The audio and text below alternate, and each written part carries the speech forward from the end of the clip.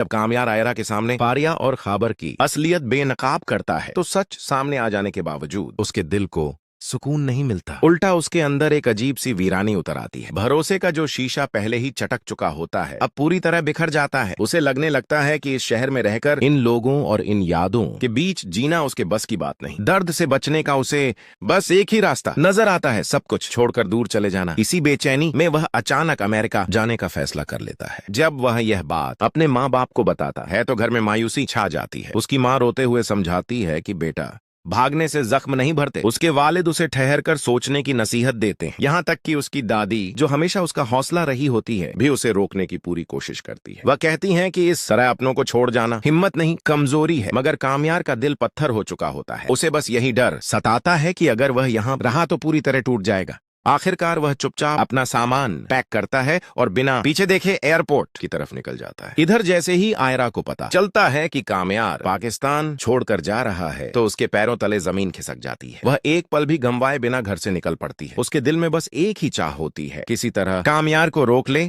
उससे माफी मांग ले और यह कह दे कि वह आज भी उससे मोहब्बत करती है। मगर किस्मत को कुछ और ही मंजूर होता है। जब आयरा एयरपोर्ट पहुंचती है तो उसे बताया जाता है कि अमेरिका जाने वाली फ्लाइट उड़ान भर चुकी है। यह सुनते ही उसकी आंखों के सामने अंधेरा छा जाता है, आंसू बेहिसाब बहने लगते हैं और उसके दिल में एक ऐसा खालीपन बस जाता है जो वक्त के साथ भी कम नहीं होता। मायूस होकर वह घर लौट आती है। उधर अमेरिका में कामयार खुद को पूरी तरह काम में झोंक देता है। दिन रात मेहनत करके वह अपना बिजनेस संभाल लेता है, लेकिन दिल के किसी कोने में आयरा की याद हर वक्त जिंदा रहती है। इधर आयरा भी हर दिन इसी आस में जीती रहती है कि शायद एक दिन कामयार लौट आए और वह उससे अपने गुनाहों की माफी मांग सके। मगर वक्त किसी का इंतजार नहीं करता। 2 साल यूं ही गुजर जाते हैं। तभी अचानक कामयार की दादी की तबीयत बिगड़ने की खबर आती है। यह सुनते ही वह सब कुछ छोड़कर फौरन पाकिस्तान लौट आता है। जैसे ही आयरा को कामयार की वापसी का पता चलता है उसके दिल में उम्मीद की एक नई किरण जग उठती है। उसे लगता है कि शायद अब सब ठीक हो जाएगा। मगर उसी दिन उसकी जिंदगी में एक और झटका उसका इंतजार कर रहा होता है। उसके माँ बाप बिना उसे बताए उसका रिश्ता एक डॉक्टर से तय कर